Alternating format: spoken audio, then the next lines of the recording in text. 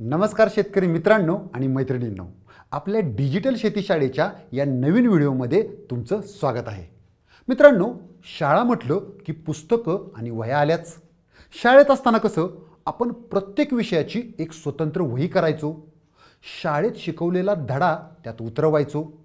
गृहपाठही अगदी नेहमीच नाही, पण कधी-कधी तर करायचोच की।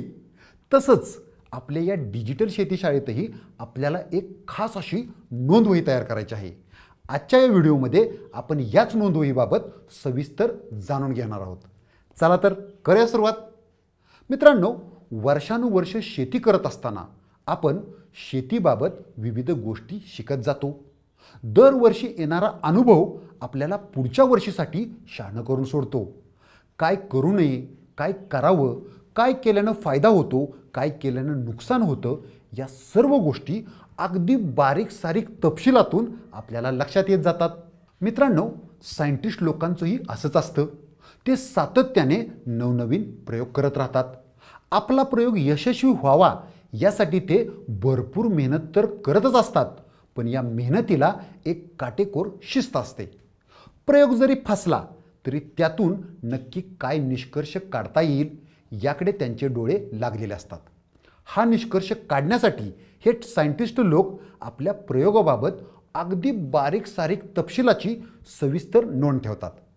प्रयोगातील एकूण एक गोष्ट नोंदवून ठेवतात आणि त्यांच्या याच नोंदी त्यांना निष्कर्षापर्यंत पोहोचवतात व शहाणं करून सोडतात। मित्रांनो, आपण सगळे सोयाबीनचे शेतकरी हे सोयाबीनच्या शेतीचे सायंटिस्ट आहोत असं म्हणायला हरकत नाही। आपणही अगदी सायंटिस्ट लोकांप्रमाणेच आपल्या शेतीबाबत, पिकाबाबत अगदी बारीक सारीक तपशिलाची सविस्तर नोंद ठेवायलाच हवी। आपण जर दरवर्षी या नोंदी घेतल्या तर यंदा केलेल्या चुकांमधून पुढील वर्षी आपल्याला शिकता येईल। यंदा जर आपण यशस्वी झालो तर नक्की काय केल्याने यशस्वी झालो हे नेमकं लक्षात येईल आणि त्याची मदत पुढे येणाऱ्या वर्षामध्ये होईल। अशा पद्धतीने या नोंदीच आपल्याला आपल्या शेतीबाबत निष्कर्षापर्यंत पोहोचवतील आणि मग आपल्याला सोयाबीनचे डॉक्टर व्हायला वेळ लागणार नाही। आता सोयाबीनच्या पिकासंदर्भात आपल्याला नक्की कुठल्या गोष्टी तपासून नोंदवायच्या आहेत? अशा कुठल्या गोष्टी आहेत ज्याकडे आपण बारकाईनं लक्ष दिलं की आपलं पीक सुदृढ आहे की आजारी आहे हे आपल्याला लक्षात येईल? तर मित्रांनो, या गोष्टी म्हणजेच पिकाची उंची, पानांची एकूण संख्या, कुरतडलेल्या पानांची संख्या, शेंगांची एकूण संख्या, पोखरलेल्या शेंगांची संख्या, फांद्यांची संख्या, पिकावर आलेल्या मित्रकीटकांची संख्या, शत्रू कीटकांची संख्या, खोडमाशी किंवा चक्रमुंग्यांचा प्रादुर्भाव, रोगाचे नाव इत्यादी। आता तुम्ही म्हणाल की हे मित्रकीटक आणि शत्रू कीटक म्हणजे नेमकं काय? तर सोपं आहे। आपल्या पिकांना जे त्रास देतात ते शत्रू किडे म्हणजेच रस शोषणाऱ्या किडी, मावा, तुडतुडे, फुलकिडे इत्यादी। आणि हे शत्रू किडे खाऊन जगणारे आणि पिकांना मदत करणारे कीटक म्हणजे आपले मित्र कीटक, जसं की ढाल्या कीड, गांधील माशी, क्रायसोपरला, ट्रायकोग्रामा इत्यादी। या गोष्टी सातत्याने नीट तपासून आपण त्याची नोंद ठेवली की पिकाची वाढ योग्य होत आहे की नाही, शेंगा योग्य प्रमाणात लागत आहेत की नाहीत, त्यावर कुठला रोग तर पडला नाही ना, कुठल्या शत्रू कीटकाचा उपद्रव होत आहे काय, या महत्त्वाच्या प्रश्नांची उत्तरं आपल्याला सहज आणि योग्य वेळेवर मिळतात।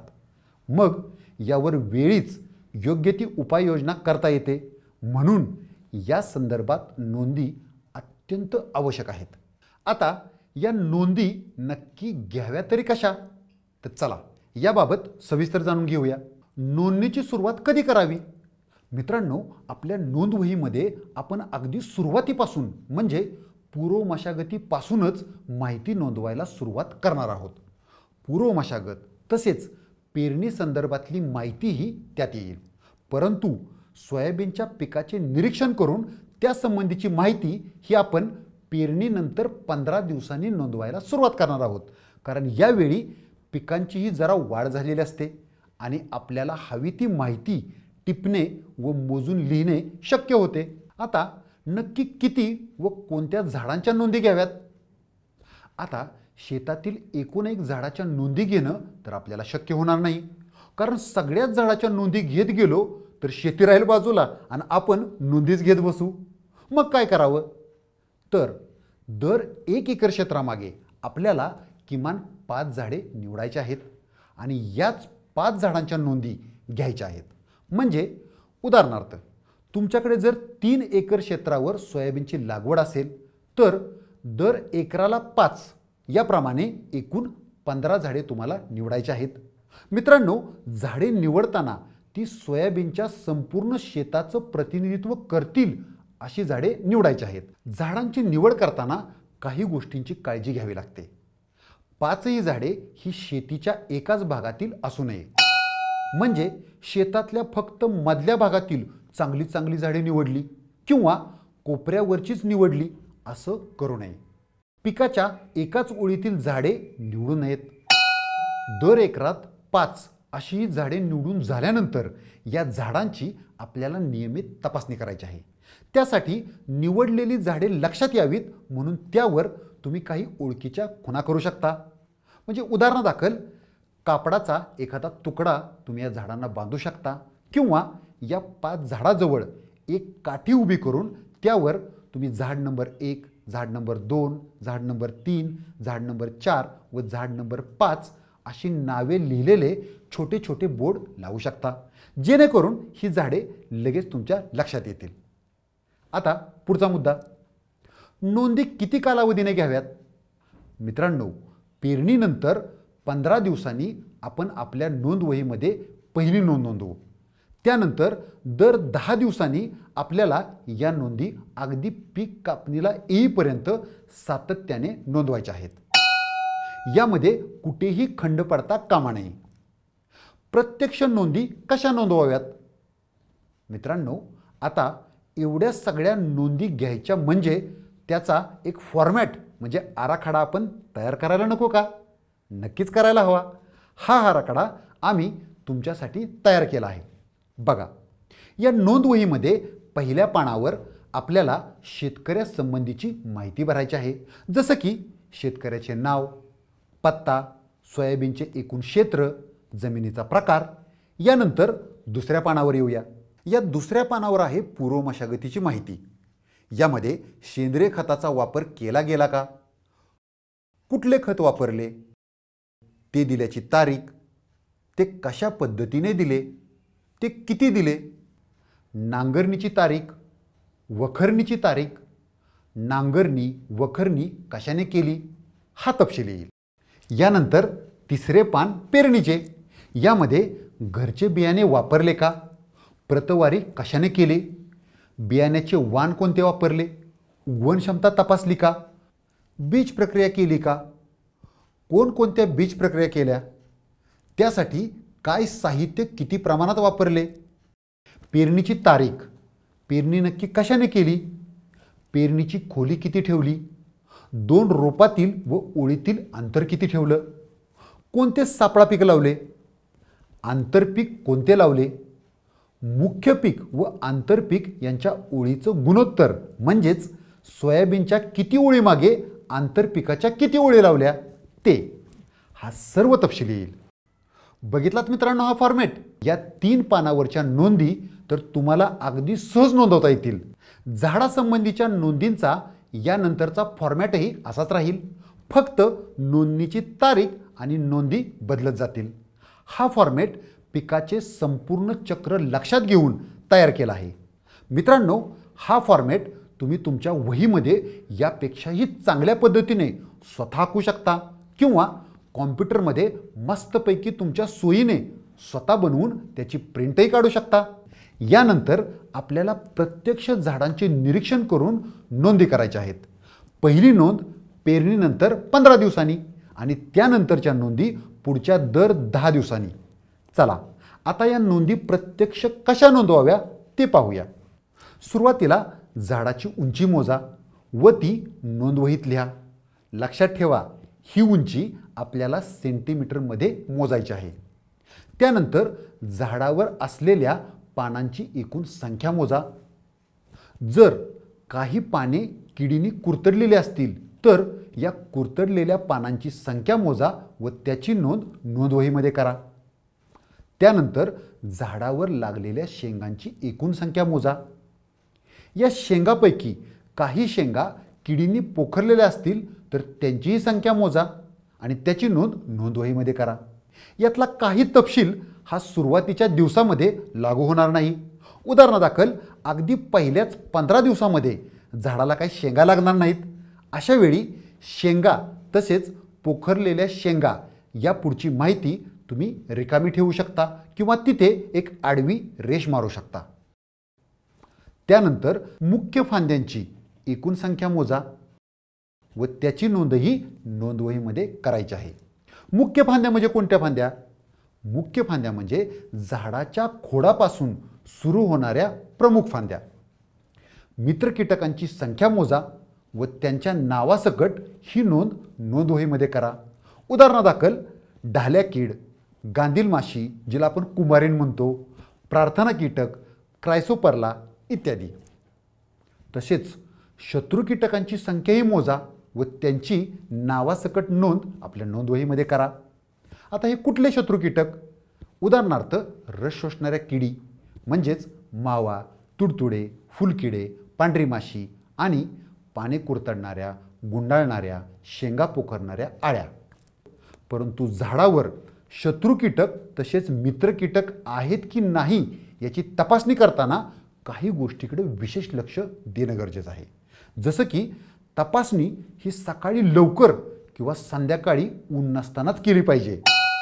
त्याचं काय आहे ना की ऊन असलं की हे कीटक पानाआड किंवा जमिनीत जाऊन लपून बसतात. ते सहसा झाडावर येतच नाहीत.